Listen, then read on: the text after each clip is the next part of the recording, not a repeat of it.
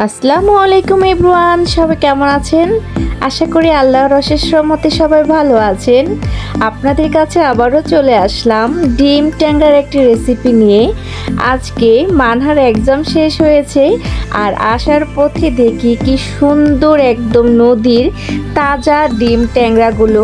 আসলে এই ডিম ট্যাংরাগুলো সহজে পাওয়া যায় না, নদীর মাছ বলে কথা। একদম তাজা লাফাচ্ছিল যখন কিনেছি, তাই আমি 1 কেজি পরিমাণ নিয়ে এসেছি। আমার কাছে তো এই মাছটা খেতে খুবই ভালো লাগে যদি পেটে ডিম থাকে। আর তার সাথে আমি দেশি পোয়া মাছও নিয়ে এসেছি। এই মাছটা আমার অনেক পছন্দের। আম্মাকে এনে দিলাম, আম্মা বসে বসে এখন কাটবেন। আমি আসলে মাছ কাটতে পারি না। এই যে দেখেন আম্মা কি সুন্দর করে মাছগুলো কাটছেন। আজকে তাই আপনাদের সাথে ডিম ট্যাংরার পাতলা একটা ঝোল রেসিপি শেয়ার করব বলে চলে এসেছি নিপু। সবাই সাথে থাকবেন, পাশে থাকবেন আর সব সময় আমার চ্যানেলটিকে সাপোর্ট করবেন। আর আজকে যারা আমার চ্যানেলে নতুন তারা কিন্তু অবশ্যই চ্যানেলটিকে সাবস্ক্রাইব করে দিবে আর আমাকে সুন্দর একটি কমেন্টস করে যাবে। এই যে দেখেন আম্মা কিন্তু মাছগুলো অলরেডি কাটা শুরু করে দিয়েছে। যেহেতু পোয়া মাছটা একটু নরম প্রকৃতির হয়, তাই আম্মা বলছিলেন আগে এই মাছগুলো কেটে নিই। তারপর এই যে দেখেন ট্যাংরা মাছগুলো লাফাচ্ছে, কাটার পরেও লাফাচ্ছে। কি ভালো লাগছে, কালারটা একদম সোনালি সোনালি রঙের।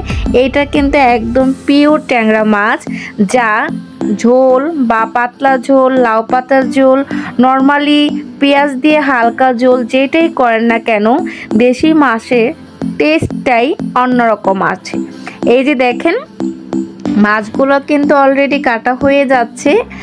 আমি আসলে শিখার চেষ্টা করলো কেন জানি এই কাটাওয়ালা মাছগুলো কাটতে পারি না। যাই হোক, মা মাছগুলো কেটে দিচ্ছেন আর আমি এই পাশ দিয়ে রান্নার আয়োজনে নেমে পড়েছি। আম্মা বলছে আমি অল্প কিছু মাছ কেটে দিচ্ছি, তুমি এখানে রান্নাটা করে নাও।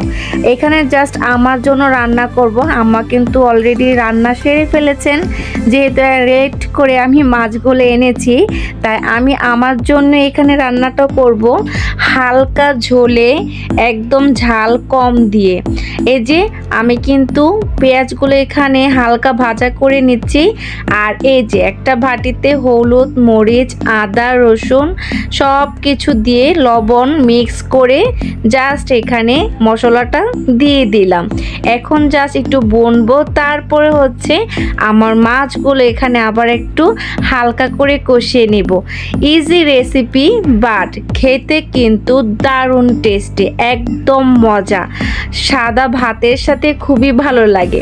ভাত খাওয়া যেহেতু যাবে না, অল্প একটু ভাতের সাথে তো খেতে পারবো, কি বলেন তাই না? এর আগে কিন্তু এসে আমি 1 বাটি সবজি খেয়ে নিয়েছি। এখন জাস্ট রান্নাটা করে নিব আমার জন্যই। আর যদি মানহা খায়, আমার মেয়েটা এই মাছটা আজকে নতুন খাবে, এর আগে আমি খাওয়াইনি। এই যে দেখেন আমার কিন্তু মশলাটা কষানোর পর হালকা একটু ঝোল দিয়ে এখন মাছগুলো আমি আবার কষিয়ে নিব।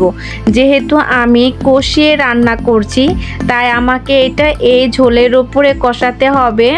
আর এই মাছটা কিন্তু একটু শক্ত প্রকৃতির হয়, আমার কিন্তু সহজে ভাঙবে না।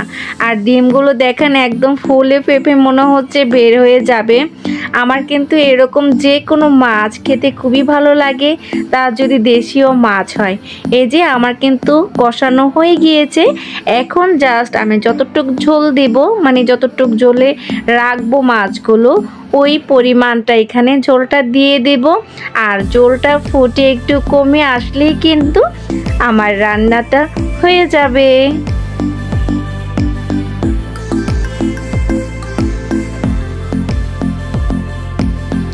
এই যে আমার মাছে কিন্তু অনেকটাই ভলক চলে এসেছে। আর একটু কমলেই আমার মাছের উপরে আমি ধনিয়া পাতা দিয়ে দেব। আর এর আগে আমি 3টা কাঁচামরিচ দিচ্ছি, কারণ কাঁচামরিচের ফ্লেভারটা খুবই ভালো লাগে। আর এখন ধনিয়া পাতা দিয়ে দিলাম। এখন যেহেতু বিলাতি ধনিয়া পাতাটা পাওয়া যায়, এটার ফ্লেভারটা আমার কাছে দারুণ লাগে। আর এই যে দেখেন আমার মাছের লুকটা কেমন এসেছে। ডিম ট্যাংরার পাতলা ঝোল। খেয়ে দেখবেন, অবশ্যই ট্রাই করবেন বাসায়। আশা করি সবার ভালো লাগবে। আর ভালো লাগলে অবশ্যই একটি গঠনমূলক কমেন্ট করে যাবেন। ভালো থাকবেন। আল্লাহ হাফিজ।